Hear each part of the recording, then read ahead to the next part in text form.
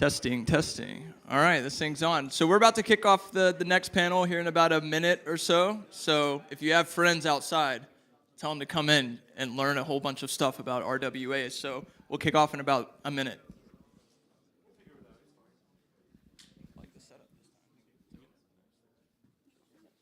It is live streaming. This one is? I don't, it seems like it. My team just sent it to me. That one, right? Yeah, I mean, it's on, right? Oops. I told him it wasn't.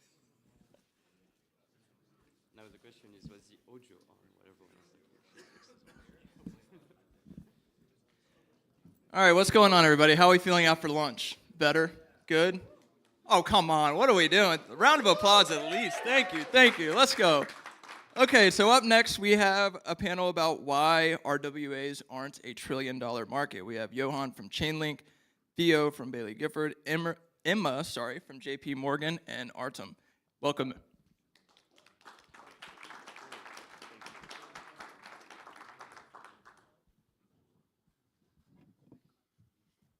Hello, everyone. Thank you for attending this panel. I feel like I could just ask this question and we could just yap about it for a few hours, but I had to come up with some questions for this panel. So before we get started, could you guys please tell us a little bit what you do, what's your role within your company, and why you are here?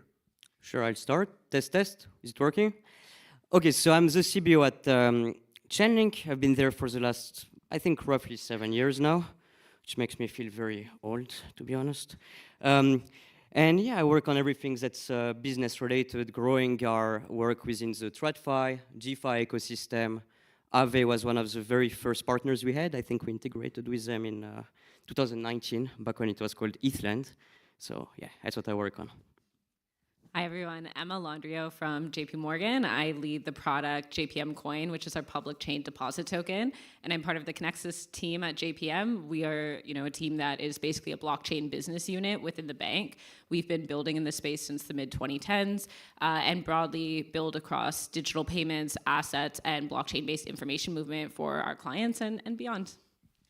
Hi, I'm Theo Golden. I am an investment manager and lead all kind of tokenization digital assets work at Baillie Gifford. We're a $300 billion asset manager out of the UK.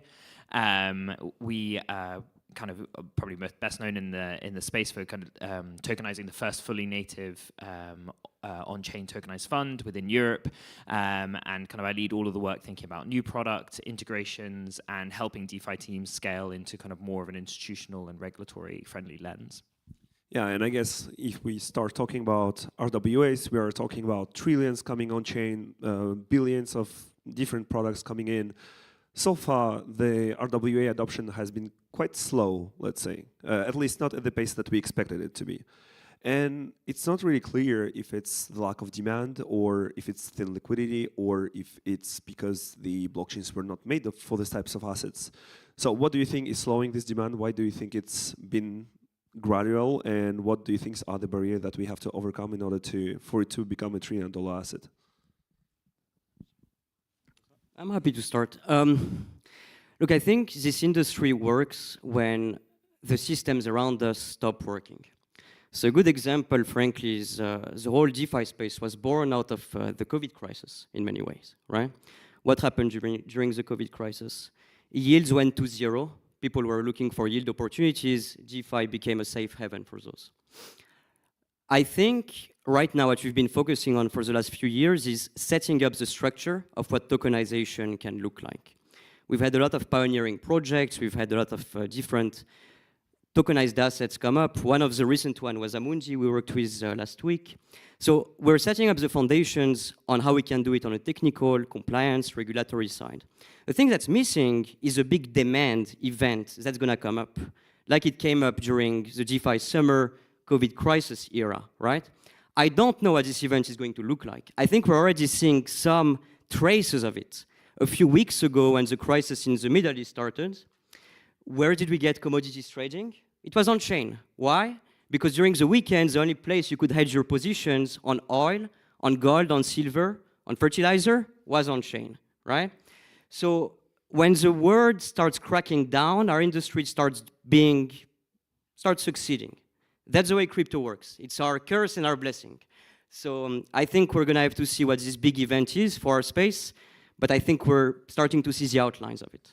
Just before we move on, just to be clear, what you're saying is that we are lacking new entrants in the space that are actually willing to use these products and like own these products, right?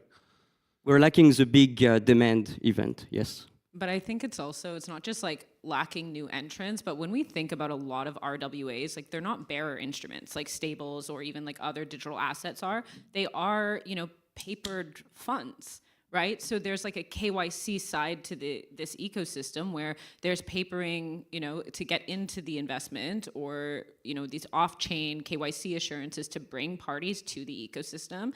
And it's similar on the cash side. Right? JPM Coin is a permissioned asset. We issue it for our clients, but on public chain.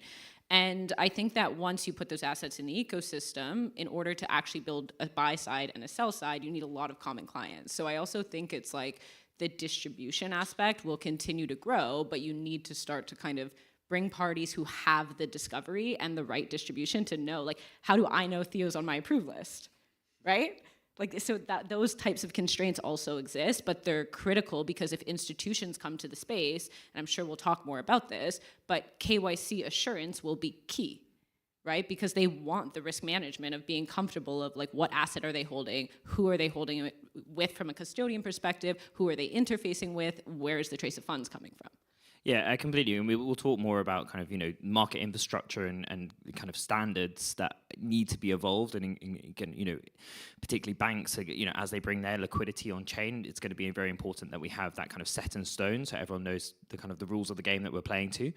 I think there's a kind of a slightly more simple kind of high level view here, which is maybe helpful for this audience, which is, a lot of product has been created because asset managers see a demand profile of on-chain allocators. So a lot of players are just simply seeing this as a distribution opportunity.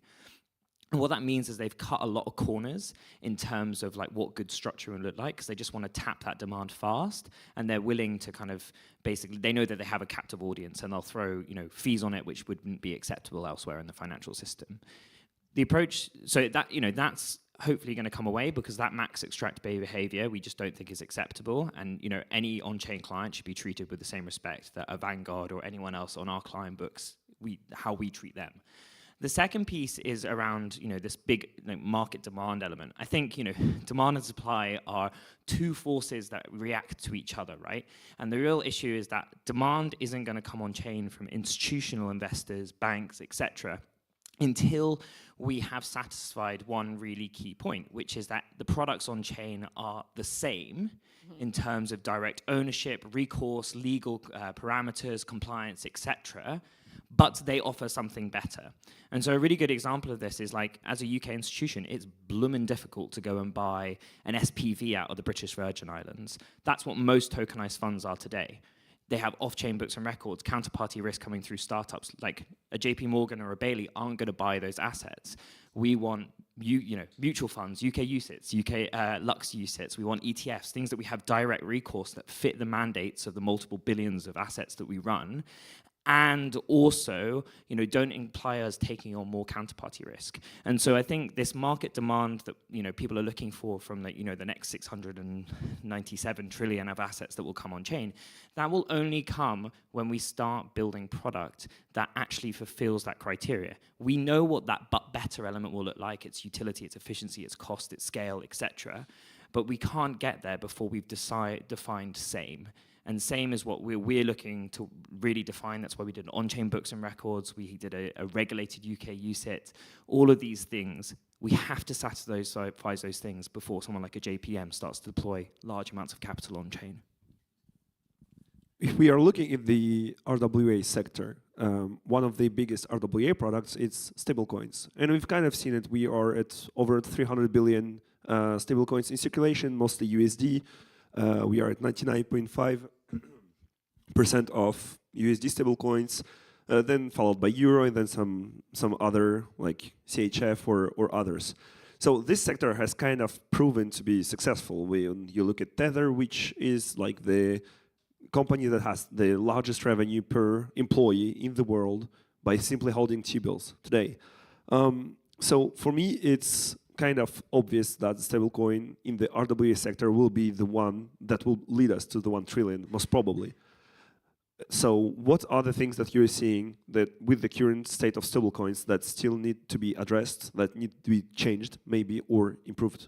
Yeah, so speaking from like bringing institutional grade liquidity to the market, right? The name of the panel is why aren't RWAs $1 trillion market? We obviously need to tap into the institutional side.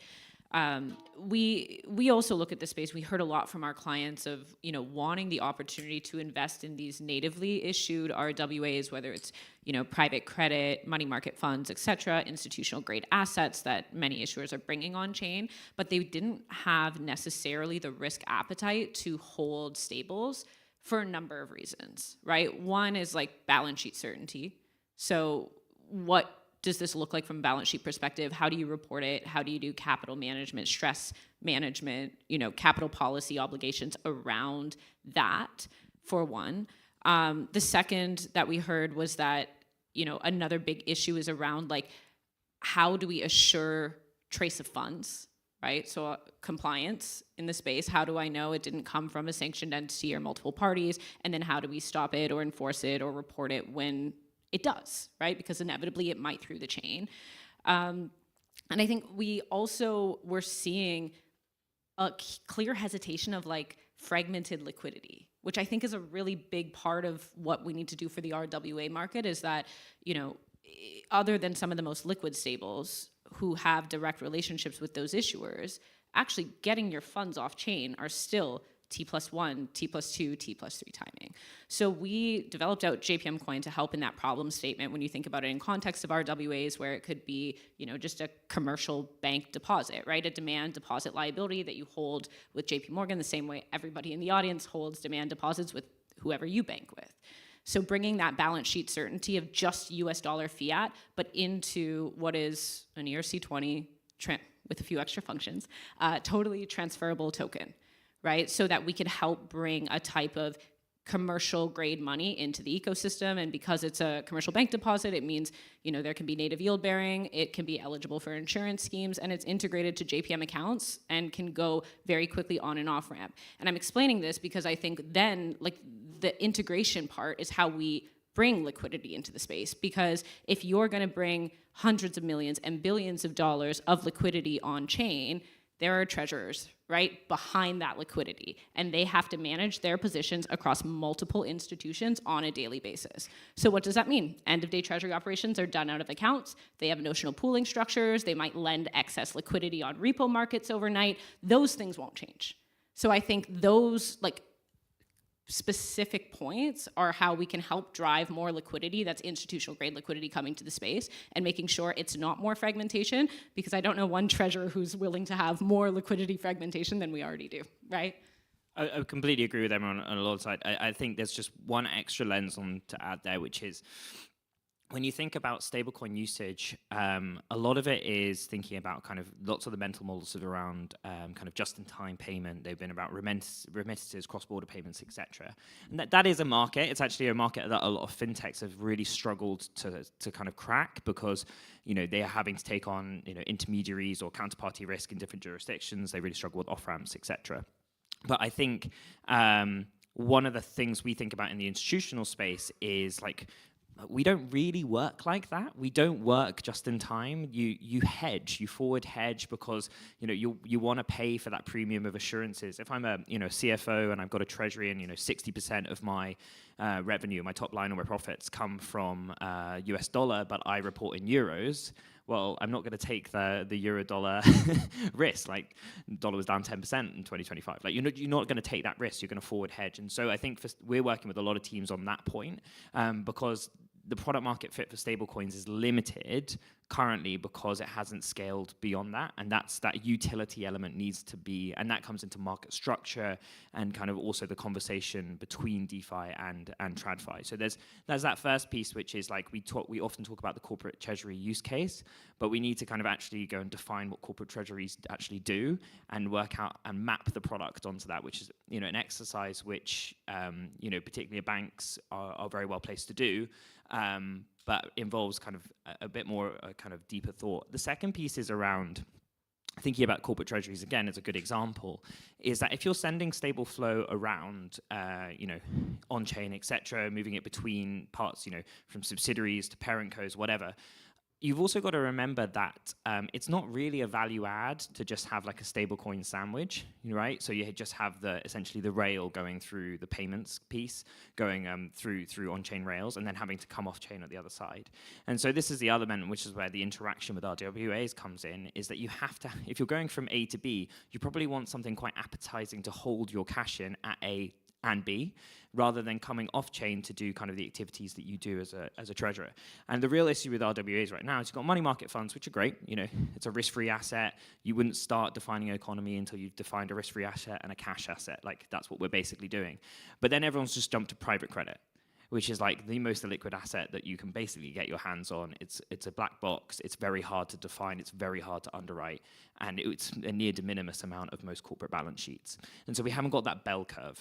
And that bell curve of assets is really important because you want treasurers to be able to define what's your tier 1 assets, what's your tier 2 assets, your tier 3, and have a Basel III style balance sheet, which is what we do. That's what real world CFOs do. And you've seen even people like Sky, formerly MakerDAO, adopting these style of approaches because yes, it's regulatory mandated for us, but it's also just quite a good way of doing things. And so those things are, these components will be kind of interoperable and they will help each other grow and create that liquidity flywheel. And we talk about it as being a vertically integrated stack, starting with cash, moving your way upwards, and having kind of real use across the financial system. Yeah, because I think the point is like you still want composability, right? We are talking a lot about like what do you do off chain, but I think the whole view of being able to like build RWAs with token standards and even bring not just stables, but also commercial bank money into standard token formats is that we want these things to be atomic because that's the only way that you can actually not just reduce but remove counterparty risk. Transactions execute both sides instantly and simultaneously. And being able to have, smart contracts that have like netting models or obviously DVP contracts or other lending contracts, all of those things remain a way to reduce operational risk. Right? Yeah, and so just to better understand, maybe for the people who are listening here, is it up to the issuer of these assets to provide the infrastructure? Is it up to the chain itself to be able to, have some centralized part where you can like freeze assets or be compliant with whatever institutions need? Or is it up to the protocols that offer these services to basically cater to institutions whose job is it to meet the demand and meet the demands and also respond to the needs you guys have highlighted before? Yeah, we have a very kind of strong ethos on our team, which is, we call it build the tent, grow the pie, which is, it's a bit like when the Chinese equity market opened up, lots of the liquidity providers, market makers had to kind of work together to get the market to be efficient to the extent where institutional capital could come in. It's a very similar model here. There's no one entity that can define a market standard. It's a bit like a SWIFT, a Visa. You have to come together. You have to define what your requirements. It's painful. I think Joe Lubin said like SWIFT was the original DAO. Like it's a painful process. Like we've got to kind of work together and define.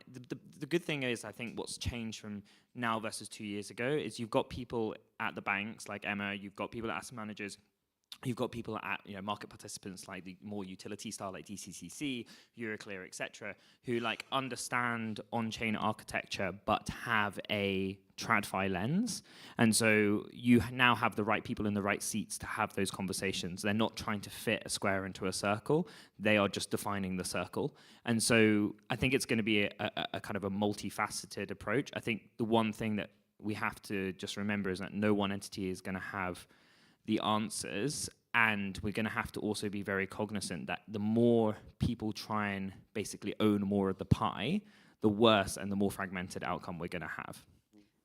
But I also think it's like not every use case needs to be on public chain, right? And like you're just going to look at your use case and choose the right protocols for it. We have deposit accounts that we offer our clients. We offer them on an internal private permission network, and it works as a subledgering system and a payment system, and we process significant value on those networks for corporate treasurers who want to move money across our position and do real-time FX. And it's a really strong use case that needed blockchain for the execution capabilities, 24/7 capabilities, ability to add programmability and actually start to create programmable treasury.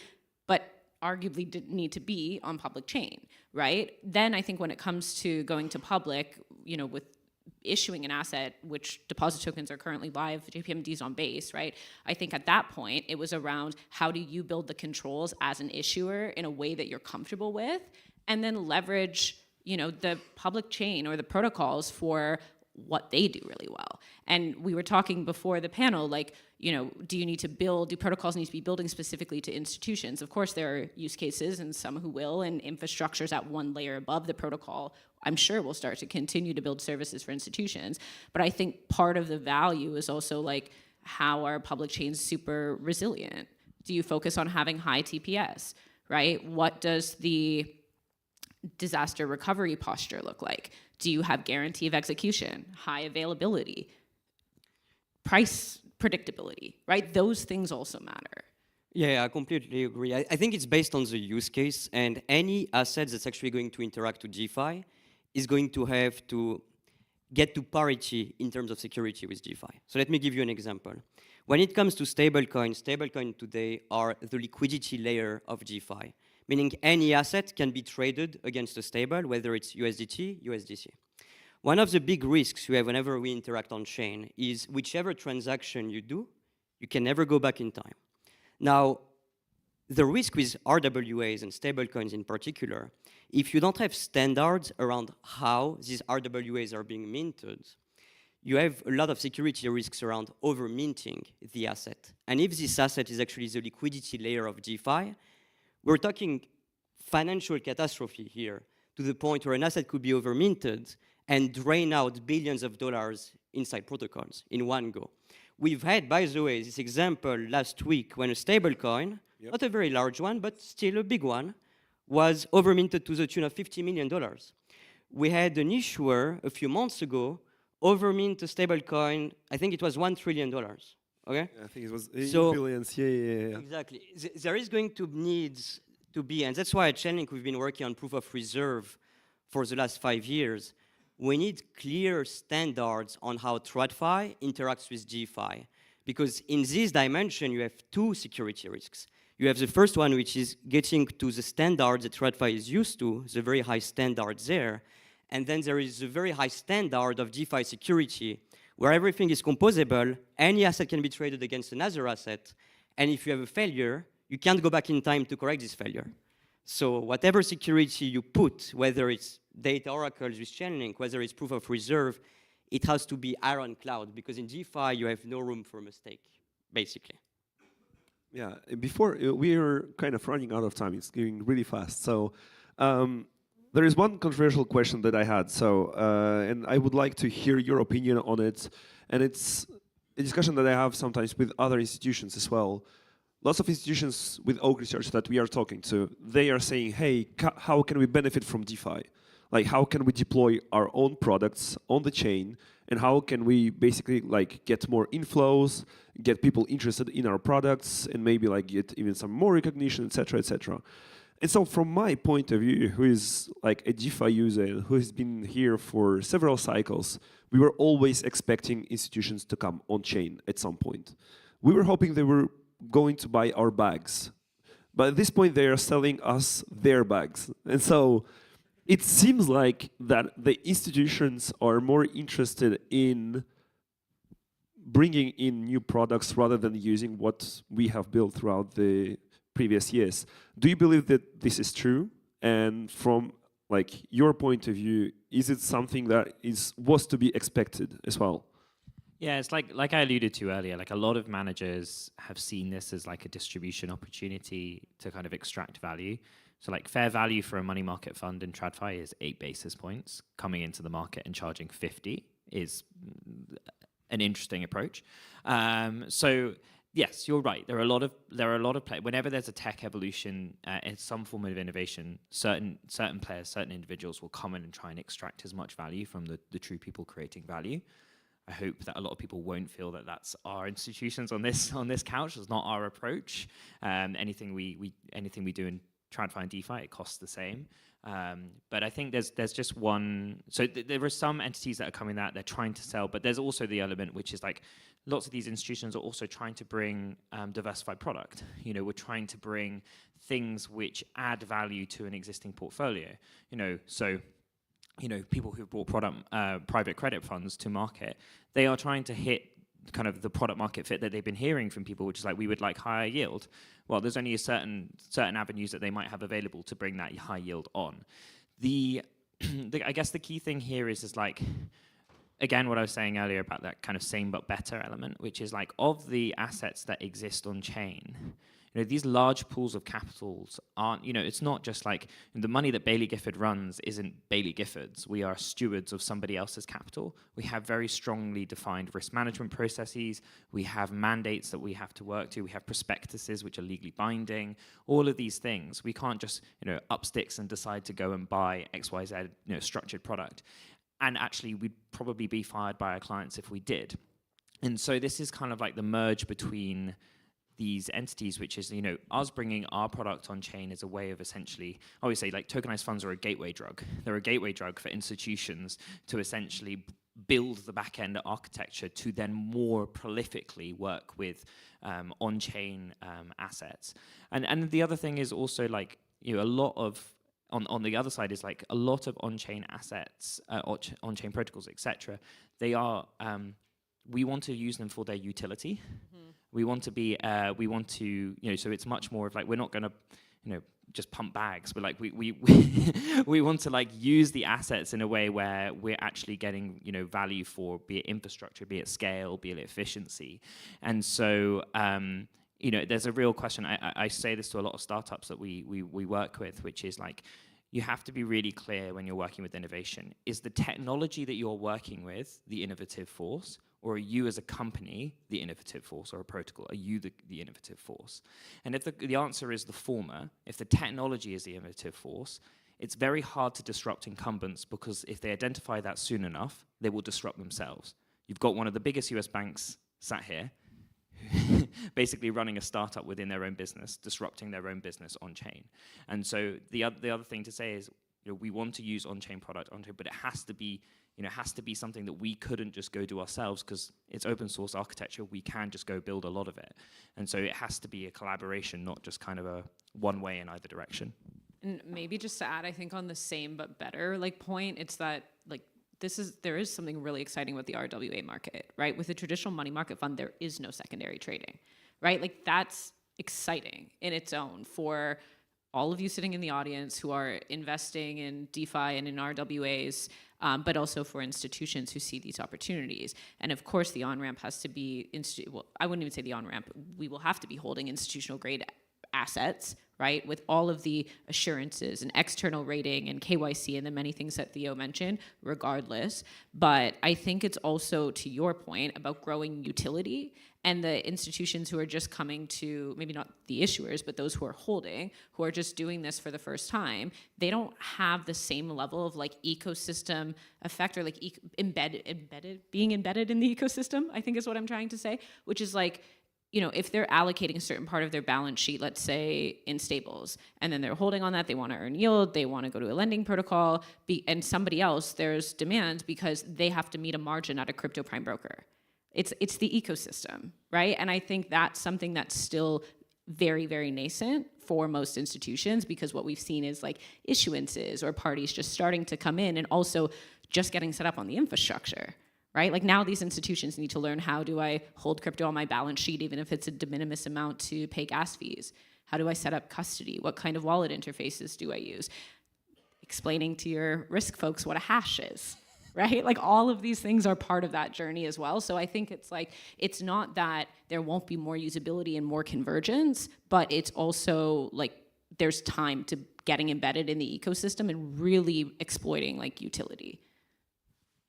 Do you want to add something today? Because Chainlink, I feel like you're at the intersection between the on-chain degens and like the TradFi in the institutional side as well. So I guess like your point of view could be quite interesting here. I think the main missing part right now is we need to find what type of distribution do I get on chain. what type of use cases can on-chain open up. I think Horizon is a great example on how you can actually start using these RWAs as collateral, how you can get utility, how you can get more yield on top of them. This distribution has been the main missing part, because if you think of it, if you buy an RWA and you do nothing with it on-chain, then what's the point? You might as well buy it off-chain. You have processes which have been worked on for decades on how to buy an RWA off-chain, well, how to buy a traditional asset off-chain. You don't need the chain if you're not going to do anything with it, right? So the chain needs to be opening up doors to the RWA. That's what we've been working on at Chainlink. That's what we've been working on with partners like the Aave folks. You know, that's what I think the really big unlock is going to be for this whole industry. One thing just to very quickly add is I think we need to also remember that lots of institutions are coming into this space to do two things. They're trying to create product for the on-chain kind of customer base, be that kind of Web 2, Web 2.5, 3 kind of fintechs, etc. That choose your spread.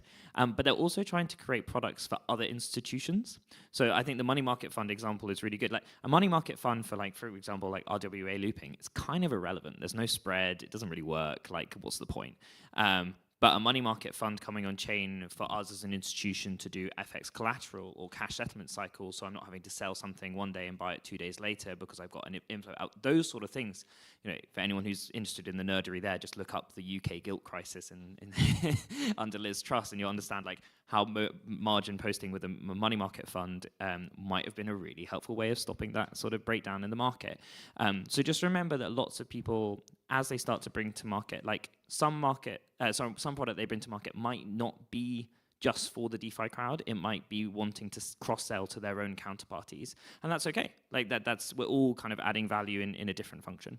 I think it helps bring liquidity, right, is the point. Like JPMD is a great example. It's not a retail or accredited institution, or accredited investor rather, product, right? It is specifically for the largest institutions who have, those same obligations when it comes to what they're holding from their balance sheet perspectives, but that can help bring liquidity. It comes back to the name of the panel, right? Like, how do we actually bring this market? We need that liquidity. So I have a blinking screen saying that we are out of time, but just if you could finish up this panel by just saying one sentence for each one of you. Especially Theo, one sentence.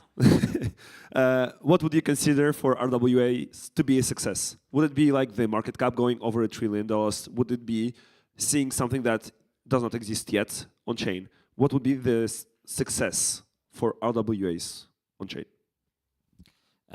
Both of our rather large institutions are running their front and back office all on chain.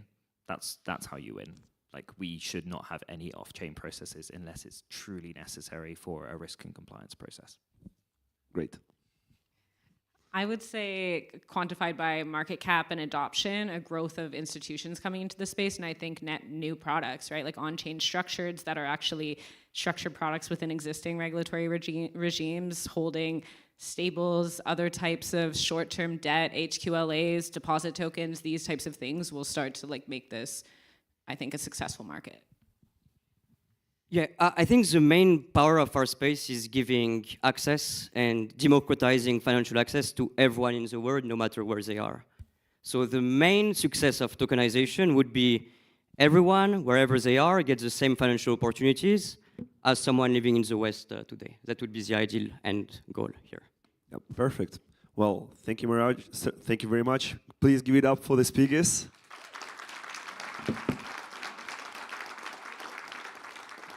And if you have any questions, just